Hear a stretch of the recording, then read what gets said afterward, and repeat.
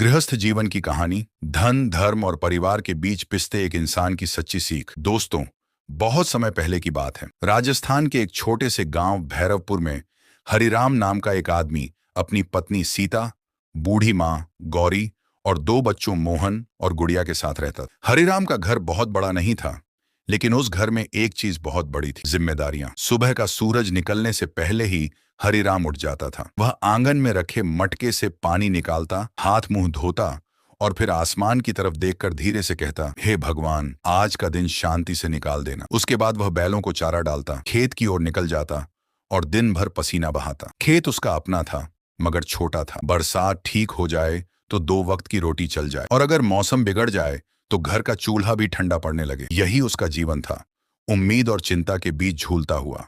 सीता भी कम मेहनत नहीं करती थी। सुबह सबसे पहले चूल्हा जलाना, बच्चों को उठाना, सांस के लिए दवा और गर्म पानी रखना, घर की सफाई, रोटी बनाना और फिर दोपहर तक सिलाई या दूसरों के घरों में काम करके कुछ पैसे जोड़ना। उसका दिन भी हरिराम से कम कठिन नहीं था। हरिराम की माँ गौरी अक्सर कहा करती थी, बेटा, गृहस्थ जीवन नदी की धारा जैसा होता है। बाहर से शांत दिखता है, पर भीतर बहुत तेज बहाव होता है। जो संभल कर चलता है वही किनारे तक पहुंचता है। हरिराम माँ की बात सुन तो लेता था, मगर उसके मन में हमेशा एक ही चिंता रहती, मैं सबकी जिम्मेदारी कैसे निभाऊं। एक दिन खेत से लौटते समय गांव के बनिए लालाचंद ने उसे रोक लिया। लालाचंद गांव का सबसे चालाक आदमी था, चेहरे पर मिठास और मन में हिसाब किताब। उसने मुस्कुराते हुए कहा, अरे हरिराम, इस बार फसल कैसी है? हरिराम ने थके हुए स्वर में कहा, बस भगवान की दया है, अभी कुछ कह नहीं सकते। लालाचंद ने सिर हिलाया, अगर जरूरत हो तो कह देना। थोड़ा उधार चाहिए हो, बीज चाहिए हो, खाद चाहिए हो, सब मिल जाएगा। हरिराम ने हल्की मुस्कान दी और आगे बढ़ गया। वह जानता था कि लालाचंद का उधार लेना आसान है, लेकिन चुकाना बहुत भारी पड़ता है। उस रात घर में रोटी खाते समय सीता ने धीरे से कहा, मोहन की चप्पल फट गई है, गुड़िया के लिए भी स्कूल की कॉपी चाहिए, माँ की दवा भी खत्म होने वाली है। हरिराम ने थाली में रखी सूखी रोटी की तरफ देखा और कुछ देर चुप रहा। फिर बोला, ठीक है, कल बाजार जाऊंगा, जो जरूरी होगा ले आऊंगा। सीता समझ गई कि हरिराम के पास पैसे पूरे नहीं हैं। उसने धीरे से कहा, अगर अभी ना हो तो थोड़ा रुक भी सकते हैं। हरिराम को यह बात चुभ गई। उसने कहा, नहीं सीता, बच्चों की जरूरतें रुकनी नहीं चाहिए। सीता चुप हो गई, लेकिन उसने हरिराम की आंखों में वह बेचैनी देख ली थी, जो एक जिम्मेदार आदमी की आंखों में तब उतरती है जब घर की जरूरतें जेब से बड़ी हो जाती हैं। अगले दिन हरिराम बाजार गया। माँ की दवा, बच्चों की कॉपी, थोड़ा तेल, थोड़ा आटा, बस इतना ही सामान लिया। पैसे कम पड़ गए। वह काफी देर तक दुकान के सामने खड़ा रहा। आखिरकार उसे लालाचंद की दुकान पर जाना पड़ा। लालाचंद ने वही मीठी मुस्कान दी, कहो हरिराम, क्या चाहिए? हरिराम ने झिझकते हुए कहा, कुछ पैसे चाहिए थे, अगले महीने फसल बिकेगी तो चुका दूंगा। लालाचंद ने बही खाता खोला और बोला, मिल जाएंगे, मगर ब्याज तो लगेगा ही, नियम सबके लिए बराबर हैं। हरिराम के पास कोई रास्ता नहीं था। उसने उधार ले लिया। यहीं से उसके गृहस्थ जीवन का असली संघर्ष शुरू हुआ। दिन बीतते गए, घर चलता रहा, मगर अब हर महीने एक नई चिंता सामने खड़ी हो जाती। कभी माँ की तबीयत बिगड़ जाती, कभी बच्चों की फीस का सवाल उठता, कभी बैल बीमार पड़ जाते, तो कभी खेत में कीड़े लग जाते। हरिराम जितना कमाता, उससे ज्यादा खर्च सामने खड़ा हो जाता। एक रात वह देर तक जागता रहा। बाहर चांदनी फैली थी, मगर उसके मन में अंधेरा था। सीता ने पूछा, सोए नहीं अभी तक?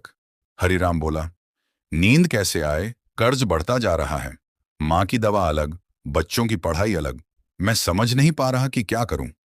सीता कुछ देर चुप रही, फिर बोली, एक बात कहूं, बुरा मत मानना। कहो। तुम सब कुछ अकेले अपने सिर पर ले लेते हो। घर सिर्फ तुम्हारा नहीं है, ये मेरा भी है। हम दोनों मिलकर चलाएंगे। मैं और काम कर लूंगी, थोड़ा खर्च कम कर देंगे, बच्चों को भी समझा देंगे। हरिराम ने सिर उठाकर सीता की तरफ देखा। वह पहली बार समझ रहा था कि गृहस्थ जीवन का बोझ अकेले उठाने की चीज नहीं, बांटने की चीज है। लेकिन मुश्किलें इतनी जल्दी कहाँ हार मानती हैं। कुछ दिनों बाद अचानक तेज बारिश हुई। खेत की मेड़ टूट गई और आधी फसल पानी में बह गई। हरिराम जब खेत पहुंचा तो उसकी आंखें फटी रह गईं। जिस फसल पर उसने पूरे साल की उम्मीद टिका रखी थी, वह मिट्टी में बिखर चुकी थी। वह घुटनों के बल वहीं बैठ गया, हाथ में भीगी मिट्टी उठाई और उसकी आंखों से आंसू निकल पड़े। अब क्या होगा? उसके मुंह से बस यही निकला। शाम को जब वह घर लौटा, उसके कपड़े कीचड़ से सने थे और चेहरा बुझा हुआ था। सीता ने पूछा, क्या हुआ? हरिराम ने टूटे स्वर में कहा, सब खत्म हो गया, आधी फसल बह गई। ये सुनते ही सीता का चेहरा भी उतर गया, मगर उसने खुद को संभाला। उसने पानी का गिलास आगे बढ़ाया और बोली, जो बचा है उसी से आगे बढ़ेंगे, अभी हारने का समय नहीं है। हरिराम ने कहा, तुम्हें समझ नहीं आ रहा सीता, इस बार अगर कर्ज नहीं चुका पाया तो लाला चंद खेत पर हाथ रख देगा। सीता ने दृढ़ आवाज में कहा, खेत नहीं जाएगा, जब तक मैं जिंदा हूं घर भी बचेगा और खेत भी। अगले दिन से सीता ने और मेहनत शुरू कर दी। वह सुबह घर का काम निपटाकर 2 घरों में रोटी बनाने जाने लगी। दोपहर में सिलाई करती, रात को बच्चों के कपड़े ठीक करती। उसकी हथेलियां खुरदुरी हो गईं, आंखों के नीचे काले घेरे पड़ गए, मगर उसके इरादे कमजोर नहीं हुए। उधर हरिराम खेत में जो बचा था उसे बचाने में लग गया। वह गांव के दूसरे किसानों के खेतों में मजदूरी भी करने लगा। सुबह अपने खेत, दोपहर दूसरे का खेत, शाम को पशुओं की देखभाल। उसका शरीर थक जाता, मगर मन को आराम नहीं मिलता। एक दिन मोहन ने अपने पिता से पूछा, बाबा, आप इतना काम क्यों करते हो? हरिराम ने मुस्कुराकर कहा, ताकि तुम्हारी पढ़ाई ना रुके। मोहन ने मासूमियत से पूछा, पढ़ाई इतनी जरूरी होती है क्या? हरिराम ने उसके सिर पर हाथ फेरते हुए कहा, हाँ बेटा, ताकि तुम्हें हमारी तरह हर रोज रोटी और कर्ज के बीच हिसाब न लगाना पड़े। मोहन उस दिन पहली बार अपने पिता की आंखों में छिपी थकान समझ पाया। दिन गुजरते गए। हरिराम और सीता ने बहुत बचत की, मगर कर्ज कम होने की जगह बढ़ता ही गया। ब्याज ऐसा था जैसे घाव पर नमक। हर महीने थोड़ा चुकाते और अगले महीने हिसाब फिर बड़ा होकर सामने आ जाता। एक शाम लाला चंद खुद हरिराम के घर आ पहुंचा। उसने आंगन में बैठते हुए कहा, हरिराम, हिसाब बहुत बढ़ गया है, अब या तो पैसा दो या फिर खेत का एक टुकड़ा मेरे नाम कर दो। यह सुनकर हरिराम का चेहरा पीला पड़ गया। मां गौरी अंदर खांस रही थीं, बच्चे कोने में बैठे थे और सीता चूल्हे के पास खड़ी सब सुन रही थी। हरिराम ने हाथ जोड़कर कहा, मुझे थोड़ा समय दे दो लाला चंद, इस बार मेहनत करके चुका दूंगा। लाला चंद हंसा, मेहनत? मेहनत से ब्याज नहीं रुकता हरिराम, हिसाब समय से चुकता होता है। वह चला गया, लेकिन घर में डर छोड़ गया। उस रात कोई ठीक से नहीं सोया। हरिराम बार बार उठकर बैठ जाता। कभी बही खाते की चिंता, कभी खेत का डर, कभी बच्चों का भविष्य। उसे लगने लगा था कि गृहस्थ जीवन ने उसे चारों तरफ से जकड़ लिया है। सुबह मां गौरी ने उसे बुलाया। उनकी आवाज कमजोर थी, मगर शब्द मजबूत। बेटा, मैं सब समझ रही हूं। हरिराम बोला। मां, मैं हार गया हूं। गौरी ने कहा, अभी नहीं, जब आदमी कोशिश छोड़ देता है तब हारता है। सुन, गृहस्थ जीवन में सबसे बड़ी गलती क्या होती है पता है? आदमी घर को बचाने के लिए घर वालों से दूर हो जाता है। तुम चिंता में इतने डूब गए हो कि बच्चों की हंसी तक नहीं सुनते, सीता की थकान तक नहीं देखते। अपने भीतर टूटोगे तो घर बाहर से कैसे बचेगा? हरिराम चुप रहा। गौरी ने आगे कहा, पैसा जरूरी है, लेकिन घर सिर्फ पैसे से नहीं चलता। घर धैर्य, समझदारी और साथ से चलता है। मां की बात उसके दिल में उतर गई। उस दिन शाम को हरिराम ने पहली बार पूरे परिवार को साथ बैठाया। मिट्टी के आंगन में चारपाई डाली गई। सीता, मां, मोहन और गुड़िया सब बैठ गए। हरिराम ने साफ साफ कहा, हम मुश्किल में हैं, कर्ज बढ़ गया है, अगर हम सब मिलकर नहीं संभले तो खेत भी जा सकता है। मोहन घबरा गया। बाबा, क्या हम घर छोड़ देंगे? हरिराम ने उसे सीने से लगाते हुए कहा, नहीं बेटा, लेकिन अब हम सबको मिलकर चलना होगा। सीता बोली, मैं खर्च का पूरा हिसाब लिखूंगी, जो जरूरी नहीं है उसे रोक देंगे। मोहन बोला, मैं स्कूल के बाद दुकान से सामान लाने और बैलों को पानी देने में मदद करूंगा। गुड़िया ने भी हाथ उठाया, मैं दादी के पास बैठूंगी और घर समेट दूंगी। मां गौरी मुस्कुराई, बस अब घर बच जाएगा, क्योंकि अब यह एक आदमी का बोझ नहीं, पूरे परिवार का संकल्प है। उस दिन के बाद घर में एक नई शुरुआत हुई। सीता ने एक पुरानी कॉपी निकाली और घर का हिसाब लिखना शुरू किया। कितना अनाज आया, कितना खर्च हुआ, किस चीज की जरूरत है, क्या अभी टाला जा सकता है, सब दर्ज होने लगा। हरिराम ने भी तय किया कि वह बिना सोचे समझे उधार नहीं लेगा। गांव के एक बुजुर्ग किसान रामस्वरूप काका से उसने सलाह ली। काका ने कहा, बेटा, लाला चंद जैसे बनिए से उधार लेना आग से खेलना है। गांव में सहकारी समिति है, वहां कम ब्याज पर मदद मिल सकती है। और सबसे जरूरी, फसल के साथ एक और कमाई का रास्ता ढूंढ। ये बात हरिराम के काम आ गई। उसने खेत के किनारे सब्जियां उगानी शुरू की। सीता ने घर में पापड़ और बड़ी बनाकर बेचना शुरू किया। मोहन हाट में जाकर लोगों को आवाज लगाता, घर के बने पापड़ ले लो, ताजी बड़ी ले लो। धीरे धीरे थोड़ी थोड़ी कमाई आने लगी। बहुत बड़ी नहीं, लेकिन इतनी कि घर का कुछ खर्च संभल जाए। मगर लाला चंद इतनी आसानी से पीछा छोड़ने वाला नहीं था। एक दिन उसने गांव में अफवाह फैलानी शुरू कर दी कि हरिराम अब कर्ज नहीं चुका पाएगा। लोग कानाफूसी करने लगे। कोई कहता, बेचारा फंस गया। कोई कहता, खेत गया समझो। ये बातें हरिराम तक पहुंची। उसका दिल टूटने लगा। उसे लगा कि अब गांव भी उसे कमजोर समझने लगा है। उस रात वह अकेला तालाब किनारे बैठा था। हवा ठंडी थी, मगर उसके मन में आग लगी थी। तभी रामस्वरूप काका वहां आ गए। उन्होंने पूछा, क्या सोच रहे हो? हरिराम ने कहा, काका, कभी कभी लगता है कि भाग जाऊं, सब छोड़ दूं। न कर्ज रहेगा, न ताने सुनने पड़ेंगे। रामस्वरूप काका ने उसकी तरफ सख्ती से देखा। यही सोच आदमी को सबसे ज्यादा डुबोती है। घर छोड़कर जाने वाला आदमी बोझ से नहीं बचता, वह अपने ही लोगों की नजरों में छोटा हो जाता है। गृहस्थ जीवन का धर्म भागना नहीं, डटकर खड़ा रहना है। हरिराम की आंखें भर आईं। लेकिन कब तक? काका बोले, जब तक रास्ता ना निकल आए। याद रखो, मुसीबत हमेशा स्थायी नहीं होती, मगर आदमी अगर टूट जाए तो उसका नुकसान लंबा चलता है। उस दिन हरिराम ने तय किया, अब वह डर कर नहीं, समझदारी से लड़ेगा। अगले हफ्ते उसने सहकारी समिति में आवेदन दिया। गांव के प्रधान ने भी उसकी ईमानदारी देखकर मदद की। कुछ रकम कम ब्याज पर मिल गई, जिससे उसने लालाचंद का बड़ा हिस्सा चुका दिया। पूरा नहीं, लेकिन इतना कि लालाचंद खेत पर हाथ न रख सके। जब हरिराम पैसे लेकर लालाचंद की दुकान पहुंचा तो लालाचंद ने ताना मारा, अरे वाह, लगता है किस्मत खुल गई। हरिराम ने शांत स्वर में कहा, किस्मत नहीं, परिवार का साथ खुल। उसने पैसे रखे और साफ कहा, बाकी भी चुका दूंगा, लेकिन खेत पर नजर मत रखना, वह मेरी मेहनत है। लालाचंद ने पहली बार महसूस किया कि हरिराम पहले वाला डरा हुआ आदमी नहीं रहा। समय बीतता गया। सीता के पापड़ और बड़ी की मांग बढ़ने लगी। गांव की औरतें भी उससे सीखने लगीं। किसी ने कहा, सीता, तुम तो छोटा काम करके भी घर संभाल रही हो। सीता मुस्कुरा देती, छोटा काम नहीं बहन, ईमान का काम है। मोहन पढ़ाई में तेज था। उसने स्कूल में अच्छा परिणाम लाना शुरू किया। मास्टर जी ने हरिराम से कहा, इस लड़के को पढ़ाते रहना, इसमें दम है। हरिराम की आंखें चमक उठीं। उसे लगा जैसे उसकी सारी थकान थोड़ी हल्की हो गई हो। लेकिन कहानी अभी खत्म नहीं हुई थी। एक सर्द रात मां गौरी की तबीयत अचानक बहुत बिगड़ गई। तेज बुखार, सांस लेने में तकलीफ और लगातार कमजोरी। गांव के वैद्य को बुलाया गया। उसने दवा दी, लेकिन हालत गंभीर थी। हरिराम मां के सिरहाने बैठा रहा। सीता बार बार कपड़ा बदलती रही। मां ने कमजोर आवाज में कहा, हरिराम। हाँ मां, बोलो। अगर मैं चली जाऊं तो दुख मत करना। हरिराम की आंखें भर आईं। मां, ऐसी बात मत करो।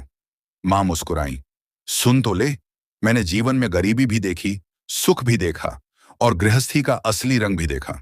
याद रखना, घर की दीवारें ईंट से नहीं, एक दूसरे के त्याग से बनती हैं। पत्नी की इज्जत करना, बच्चों को सच सिखाना और पैसा आए तो घमंड मत करना, न जाए तो हिम्मत मत हारना। हरिराम फूट पड़ा। उसने मां का हाथ पकड़ लिया। कुछ दिनों तक बीमारी चली, फिर धीरे धीरे मां की हालत संभल गई। यह पूरे परिवार के लिए किसी चमत्कार से कम नहीं था, मगर इस घटना ने हरिराम को भीतर से बदल दिया। उसे पहली बार समझ आया कि गृहस्थ जीवन सिर्फ खर्च, कमाई और जिम्मेदारियों का नाम नहीं है, यह रिश्तों की रक्षा का नाम भी है। उसने अपने व्यवहार में बदलाव लाना शुरू किया। अब वह घर आते ही पहले बच्चों से बात करता, मां की तबीयत पूछता और सीता के साथ बैठकर दिन का हिसाब देखता। पहले जो बातें मन में दबा लेता था, अब खुलकर कहने लगा। एक दिन सीता ने हंसते हुए कहा, लगता है हमारे घर के हरिराम बदल गए हैं। हरिराम भी मुस्कुराया, हाँ, क्योंकि पहले मैं घर चला रहा था, अब मैं घर समझ भी रहा हूं। कुछ महीनों बाद गांव में मेले का समय आया। इस बार सीता ने मेले में अपने पापड़ बड़ी का छोटा सा ठेला लगाने का निश्चय किया। हरिराम ने भी हिम्मत बढ़ाई। मोहन और गुड़िया खुश हो गए। सबने मिलकर तैयारी की। मेले के दिन सीता का ठेला अच्छा चला। लोग स्वाद की तारीफ करने लगे। शाम तक अच्छा पैसा आ गया। सीता की आंखों में चमक थी। उसने पैसे हरिराम के हाथ में रखे और कहा, लो, गृहस्थी का एक और सहारा। हरिराम ने पैसे लेने के बजाय उसका हाथ पकड़ लिया और बोला, ये सिर्फ पैसे नहीं हैं, ये तुम्हारी मेहनत और इस घर की इज्जत है। धीरे धीरे कर्ज कम होने लगा। लालाचंद का हिसाब छोटा पड़ने लगा। हर महीने थोड़ा थोड़ा चुकता होता गया। अब घर में पहले जैसी घुटन नहीं थी। तकलीफें थीं, मगर उम्मीद भी थी। एक दिन मोहन स्कूल से दौड़ता हुआ आया। बाबा, बाबा, मेरा नाम तहसील के छात्रवृत्ति वाले बच्चों में आ गया। हरिराम ने जैसे यकीन ही नहीं किया। सच? हाँ बाबा, मास्टर जी ने कहा है कि आगे की पढ़ाई में मदद मिलेगी। हरिराम की आंखें भर आईं। उसने मोहन को गले लगा लिया। सीता भी खुशी से रो पड़ी। मां गौरी ने हाथ उठाकर भगवान को धन्यवाद दिया। उस रात घर में पहली बार बहुत दिनों बाद मीठा बना। थोड़ा सा गुड़, थोड़ा सा आटा और बहुत सारी खुशी। मां गौरी बोली, देखा, जब घर टूटने के बजाय जुड़ता है तो भगवान भी राह बना देता है। हरिराम ने सिर झुका दिया। उसे अपने बीते दिन याद आए। वह बारिश वाली रात, लालाचंद का कर्ज, टूटती फसल, भाग जाने का मन और फिर परिवार का साथ। उसे लगा जैसे उसने एक लंबी अंधेरी सुरंग पार की है। लेकिन गृहस्थ जीवन की असली परीक्षा तब आई जब अगले साल फसल बहुत अच्छी हुई। खेत लहलहा उठा। सब्जियां भी अच्छी बिकीं।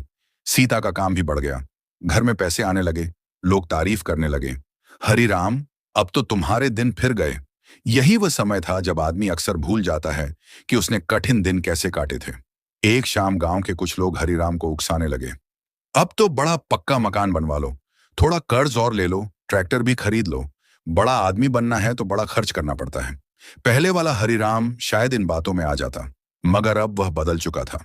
उसने मुस्कुराकर कहा, पहले पुराना कर्ज पूरा खत्म करूंगा, फिर बचत करूंगा, उसके बाद जो होगा सोचेंगे। रामस्वरूप काका दूर खड़े यह सब सुन रहे थे। उन्होंने पास आकर कहा, अब तू सच में गृहस्थ बन गया है बेटा। हरिराम ने पूछा, कैसे काका? काका बोले, क्योंकि अब तू कमाई देखकर बहक नहीं रहा और मुसीबत देखकर टूट नहीं रहा। ये बात हरिराम के दिल में उतर गई। कुछ महीनों बाद उसने लालाचंद का आखिरी कर्ज भी चुका दिया। उस दिन वह दुकान से बाहर निकला तो उसे लगा जैसे कंधों से बहुत बड़ा बोझ उतर गया हो। वह सीधे मंदिर नहीं गया, पहले घर गया। आंगन में पहुंचते ही उसने जोर से आवाज लगाई, सीता। सीता बाहर आई। हरिराम ने मुस्कुराकर कहा, आज हमारा कर्ज खत्म हो गया। सीता कुछ पल उसे देखती रही, फिर उसकी आंखों से आंसू निकल पड़े। मां गौरी ने भगवान का नाम लिया। मोहन और गुड़िया उछल पड़े। उस दिन घर में रोटी वहीं थी, दाल वहीं थी, चूल्हा वहीं था, लेकिन स्वाद अलग था, क्योंकि उस रोटी में मुक्ति की मिठास थी। रात को सब सो गए, मगर हरिराम देर तक जागता रहा। उसने आसमान की तरफ देखा और धीरे से कहा, हे भगवान, तूने मुझे बहुत बड़ी सीख दी है। अगली सुबह उसने पूरे परिवार को फिर आंगन में बुलाया और बोला, आज मैं एक बात मानता हूं। मैंने गृहस्थ जीवन को पहले सिर्फ बोझ समझा था। लगा था कि यह सिर्फ कमाई, खर्च और कर्ज का नाम है। लेकिन अब समझ आया कि गृहस्थ जीवन असल में सेवा, धैर्य, त्याग, समझदारी और साथ का नाम है। सीता मुस्कुराई, और थोड़ा हिसाब किताब भी। सब हंस पड़े। हरिराम ने आगे कहा, अगर उस समय तुम सब मेरा साथ न देते तो मैं टूट जाता। मां ने मुझे धैर्य दिया, तुमने मुझे सहारा दिया, बच्चों ने मुझे वजह दी, तभी यह घर बचा। मां गौरी बोली, यही तो गृहस्थ धर्म है बेटा। यहां कोई एक बड़ा नहीं होता, सब एक दूसरे के सहारे बड़े बनते हैं। उस दिन के बाद हरिराम ने अपने जीवन का एक नियम बना लिया। कमाई का कुछ हिस्सा बचत, कुछ घर, कुछ जरूरतमंदों के लिए। वह अब गांव के उन लोगों की मदद भी करने लगा जो कर्ज के जाल में फंस रहे थे। वह उन्हें समझाता, उधार लेने से पहले 10 बार सोचो और घर का हिसाब लिखो। सबसे जरूरी, मुसीबत अकेले मत झेलो। धीरे धीरे गांव में उसकी इज्जत बढ़ने लगी। लोग अब उसे सिर्फ किसान नहीं, समझदार इंसान मानने लगे। कई बार गांव के जवान लड़के उससे पूछते, काका, गृहस्थ जीवन कैसे संभालें? हरिराम हंसकर कहता, बहुत आसान है और बहुत कठिन भी। वो कैसे? अगर आदमी सिर्फ अपने लिए जीना चाहे तो गृहस्थ जीवन कठिन लगता है, लेकिन अगर वह मैं की जगह हम सोचने लगे तो वही जीवन आसान होने लगता है। वर्ष बीतते गए। मोहन पढ़ लिख कर नौकरी पर चला गया। गुड़िया भी पढ़ी लिखी और समझदार बनी।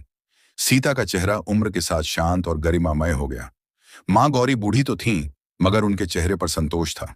और हरिराम, उसके बाल सफेद होने लगे थे, मगर मन पहले से कहीं ज्यादा स्थिर हो चुका था। एक शाम वह अपने आंगन में बैठा था। सामने वही मिट्टी का घर था, वही तुलसी का चौरा, वही चूल्हे का धुआं। सीता ने पूछा, क्या सोच रहे हो? हरिराम मुस्कुराया, सोच रहा हूं कि जीवन ने हमें कितना घुमाया। कभी लगा सब खत्म हो जाएगा, और आज देखो, सब कुछ वैसा ही है। फिर भी सब बदल गया, सीता ने कहा, क्योंकि हम बदल गए। हरिराम ने सिर हिलाया। हाँ, पहले मैं समझता था कि गृहस्थ जीवन मुझे खा जाएगा। अब समझ आया कि उसी ने मुझे बनाया है। और दोस्तों, यही इस कहानी की सबसे बड़ी सीख है।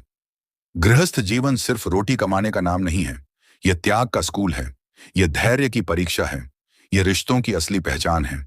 यह वह जगह है जहां आदमी सीखता है कि कम पैसों में भी सम्मान से जिया जा सकता है, अगर घर में साथ हो। जब जिम्मेदारियां बढ़ती हैं तो इंसान को लगता है कि वह दब रहा है, लेकिन सच यह है कि वही जिम्मेदारियां उसे मजबूत भी बनाती हैं।